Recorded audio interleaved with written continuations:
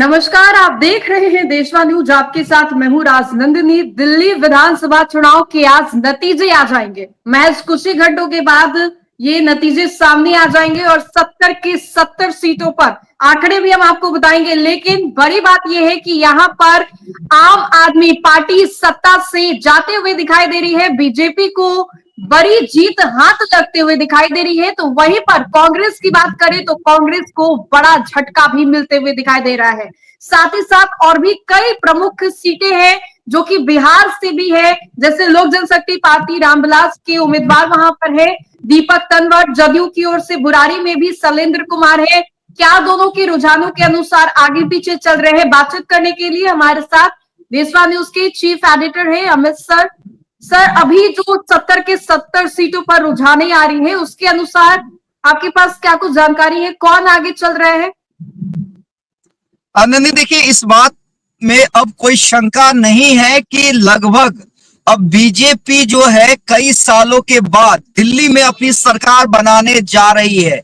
महज आप देखिएगा आधे घंटे के बाद ये चीजें जो पिक्चर आ रही है, जो आंकड़े आ रहे हैं, वो श्योरिटी में तब्दील हो जाएंगे कि बीजेपी दिल्ली में सरकार बनाएगी। और न सिर्फ सरकार बनाएगी बल्कि डंके की चोट पे जो नरेंद्र मोदी और अमित शाह ने इस बार रणनीति बनाई थी। देखिए, रणनीति बड़ा सिंपल सा रणनीति था नन्हे। एक तो भ्रष्टाचार के खिलाफ दिल्ली में सरकार की बात कह रही थी, क्योंकि जिस तरह से शराब घोटाले मामले में या अन्य मामले में अरविंद केजरीवाल से लेकर मनीष सिसोदिया तक जेल गए थे। उसके अलावा देखिए, यमुना एक बड़ा मुद्दा बना था, यमुना नदी, क्योंकि पिछले बार भी अरविंद केजरीवाल ने यह कहा था कि यमुना नदी अगर साफ नहीं होता है तो आप हमें वोट नहीं दीजिएगा, और ये मुद्दा इस बार बीजेपी ने बनाया।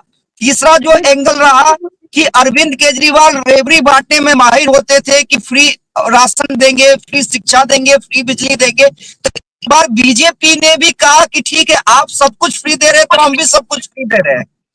तो मिला जुला के बीजेपी सरकार बनाने जा रही है। देवली और बुरारी की बात करें, जहां पर मुख्यमंत्री नीतीश कुमार और चिराग पासवान की इज्जत दांव पे लगी है, दोनों की स्थिति वहां पर ठीक नहीं देखने को मिल रही है। क्या लग रहा है, कमी चिराग पासवान से कहां रह गई? स्टार प्रचारक भी कहे जाते हैं वो।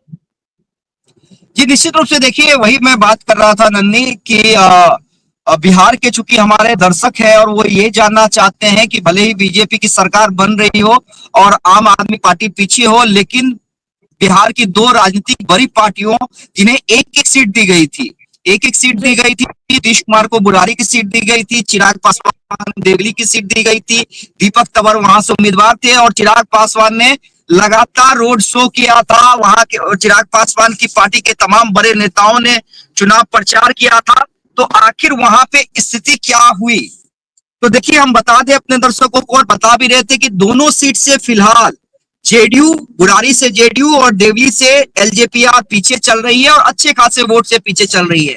अब आपने सवाल किया कि आखिर क्या कमी रह गई थी। चिराग पासवान तो स्टार प्रचारक, तो चिराग पासवान राजनंदनी स्टार प्रचारक अपनी पार्टी के तो है ही है, चूंकि सर्वे सर्वा है, राष्ट्रीय अध्यक्ष है, लोकप्रियता काफी ज्यादा है, इसलिए बीजेपी भी उन्हें उनसे चुनाव प्रचार करवाती है।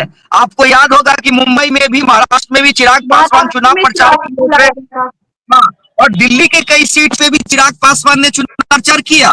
तो देखिए, उनके स्टारडम में कोई कमी नहीं आई है, लेकिन ये संभव है कि एनडीए, चूंकि अब देखिए छतरा में वही उसका उल्टा हुआ कि बीजेपी वहां से चुनाव हार गई लेकिन एलजेपीआर चुनाव जीत गई। अभी देखिए, हार जीत पे हम नहीं जा रहे नन्ही, हो सकता है कि ये आंकड़े तब्दील हो जाए। हाँ, कुछ घंटों के बाद ये आंकड़े तब्दील हो जाए, लेकिन फिलहाल की स्थिति यही है कि कम मेहनत के बावजूद, और देखिए ना, जेडीयू ने भी अपनी सीट पे काफी मेहनत की थी।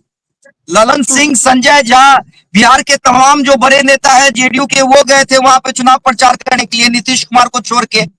क्योंकि नीतीश कुमार नहीं गए थे, नीतीश कुमार अभी बिहार में प्रगति यात्रा कर रहे हैं, लेकिन बाकी तो तमाम नेता गए थे।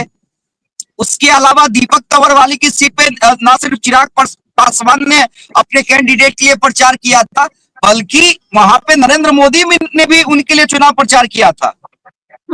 लेकिन फिलहाल बुरी खबर कहें या जो कहें कि बीजेपी भले ही आगे हो, सरकार बनाने की स्थिति में हो, लेकिन जो उसकी दो इंपॉर्टेंट सहयोगी पार्टी है ना, वो वहां से पीछे चल रही है, स्थिति तो ठीक नहीं है। कुछ घंटों के बाद क्या स्थिति रहती है, ये कुछ घंटों के बाद हम क्या करेंगे, लेकिन फिलहाल ये अच्छी खबर, अच्छे खासे वोट से फिलहाल दे रहे हैं, क्योंकि हमारे बिहार के दर्शक निश्चित रूप से, और खासकर जो नीतीश को पसंद करते हैं, जो चिराग पासवान को पसंद करते हैं, वो यही जानना चाह रहे हैं। तो ये जानकारी हर दोनों सीटों पे, कौन सी सीटों पे अरविंद केजरीवाल का क्या हुआ, क्योंकि अरविंद केजरीवाल की भी स्थिति राजनंदी काफी इंटरेस्टिंग, 200-300 वोट से आगे जाते हैं, कभी अरविंद केजरीवाल 200-300 वोट से आगे जाते हैं। हाँ, तो ये जो 200-300 का वोट का मार्जिन है ना, वो दोनों के बीच में इंटरेस्टिंग लड़ाई चल रही है। मनीष सिसोदिया काफी अच्छे खासे वोट से आगे हैं, आतिशी भी चल रही है, जो वर्तमान सीएम है दिल्ली की, वो पीछे चल रही है।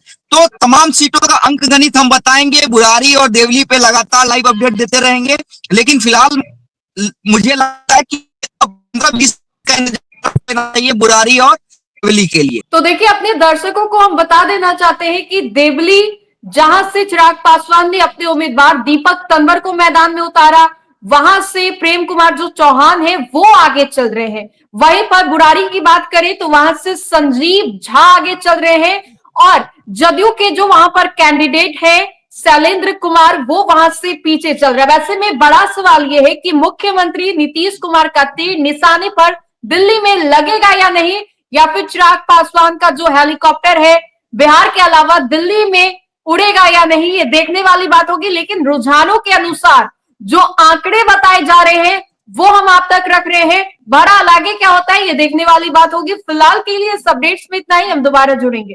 धन्यवाद।